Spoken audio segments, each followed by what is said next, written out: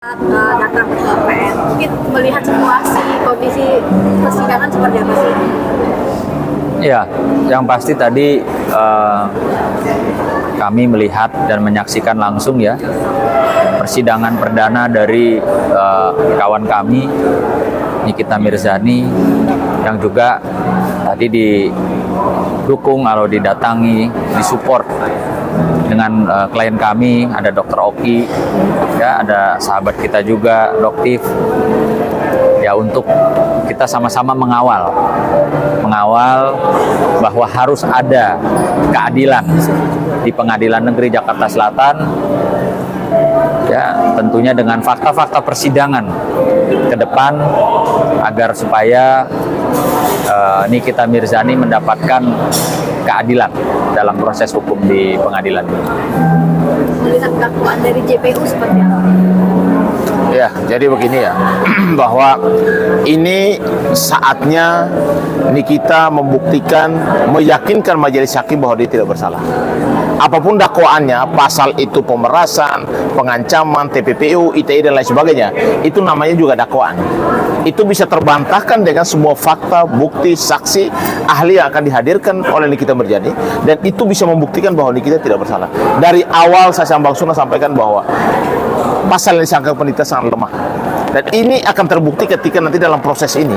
Tugasnya siapa? Tugasnya PH untuk menyiapkan segala upaya hukum, termasuk menghadirkan saksi yang menguntungkan Nikita Mirzani, menghadirkan pakar ahli yang benar-benar ahli di bidangnya. Yang kedua, menghadirkan barang bukti yang selama ini mungkin di polisi belum dihadirkan, ya. Sehingga dengan fakta, data dan semua dokumen yang ada bisa membuktikan bahwa Nikita Mirzani tidak bersalah. Nikita boleh bebas? Boleh. Orang saat ini dia belum bersalah kok. Dia kan masih diduga melakukan tindak pidana, belum bersalah. Karena ketika bersalah, hakim yang akan mengetuk palu bahwa dia bersalah. Itu masih ada upaya misalnya banding, ada upaya kasasi, upaya PK, masih ada upaya hukum yang lain. Soal Nikita membuat surat terbuka untuk Presiden Prabowo gimana? Tadi kan dia membacakan soal surat terbuka atau pesan langsung ketidakadilan. Iya, yang pasti walaupun Nikita itu seorang public figure atau artis apapun itu, dia juga sebagai warga negara kan mempunyai hak yang sama. Artinya ketika memang dia merasakan ada ketidakadilan terhadap dirinya, dengan mungkin saja dia rasa ada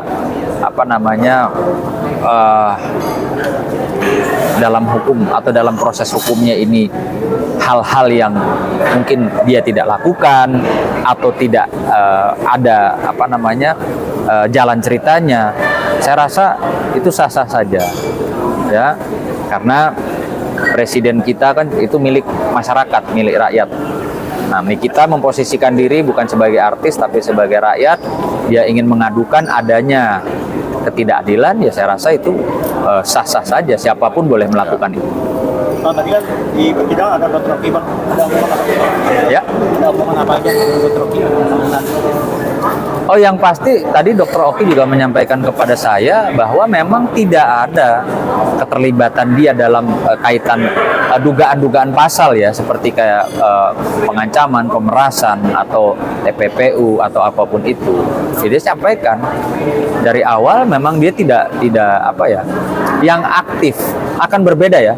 Sekarang saya juga ingin mengedukasi masyarakat, termasuk mungkin ya orang-orang hukum yang belum ngeh bahwa kalau kasus pemerasan itu tentunya dengan ancaman kekerasan itu tidak ada ceritanya kalau seorang korban yang mencari si pelaku. Tidak ada jalan ceritanya si korban yang mencari kemana-mana, ingin bisa berkomunikasi, ingin bisa bersilaturahmi dengan si pelaku yang diduga melakukan pemerasan. Nggak ada sejarahnya. Baru kali ini saya mendapatkan cerita bahwa ada korban yang merasa diperas dengan pelaku pemerasannya, itu jalan ceritanya kok lucu. Setahu kami menangani kasus-kasus keras, pemerasan, di mana-mana si pelakulah yang akan proaktif mengancam, mengejar, ya, meminta kepada si korban. Tapi kita sama-sama tahu kan ceritanya tidak seperti itu. Ceritanya katanya si korban inilah yang mencari-cari ya cara bagaimana bisa berkomunikasi, bisa bersilaturahmi dengan Nikita. Akhirnya dia berkomunikasi dengan klien kami, Dokter Oki. Nah, Dokter Oki pun juga hanya ya sebatas mengenalkan, tidak lebih tidak kurang gitu loh. Tidak ada keterkaitan Dokter Oki dalam peristiwa hukum yang menjerat ya atau yang diduga melakukan pasal-pasal yang disangkakan tadi di dakwaan JPU gitu loh. Jadi agak lucu ya. Kalau pemerasan itu tidak ada bahasa negosiasi. Ya. Saya minta 5, ya harus 5. Kalau enggak awas loh ya, nanti gua akan gini, akan gitu, akan gini, akan gitu. Tapi ketika minta 5, ya jangan segitu dong. Boleh nggak di bawah itu? Bagaimana kalau segini? Artinya kan ada negosiasi. Setelah negosiasi ada kesepakatan. Setelah kesepakatan ada realisasi. Lalu dari mana ininya? Apa pemerasannya tuh yang meras seperti apa sih gitu? Ini justru dalam sejarah saya baru lihat sih ada peristiwa pemerasan ya seperti ini gitu. Bang, kan tidak ada keterlibatan dokter itu, tapi untuk apa hari ini tadi ikut hadir dalam persidangan ini? Oh ya pastinya kayak kami ya.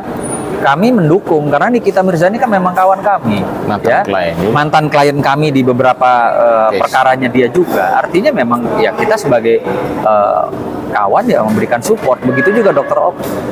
Gitu. Nah, sambil juga Dokter Oki kan disebut dalam persidangan. Nanti juga beliau akan menjadi saksi, ya.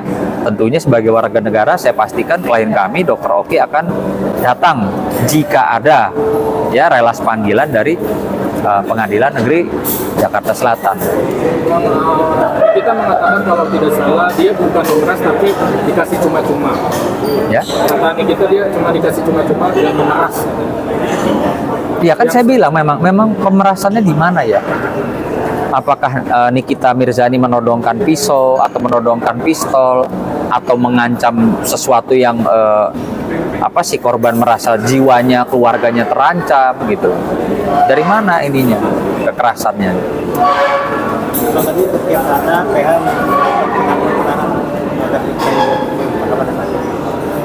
Ya itu kan pastinya upaya dari kuasa hukum Nikita dan Mail sendiri. Tadi saya sempat berbincang juga dengan Bang Fahmi, ya dia nyatakan sejauh ini baik dan dia bisa handle dengan baik kasus ini. Ya saya hanya memberikan support ya Bang. Yang penting semua berjalan dengan baik, dengan lancar, dan target Abang adalah bisa membuktikan agar supaya Nikita Mirzani bisa bebas ya dari segala tuntutannya.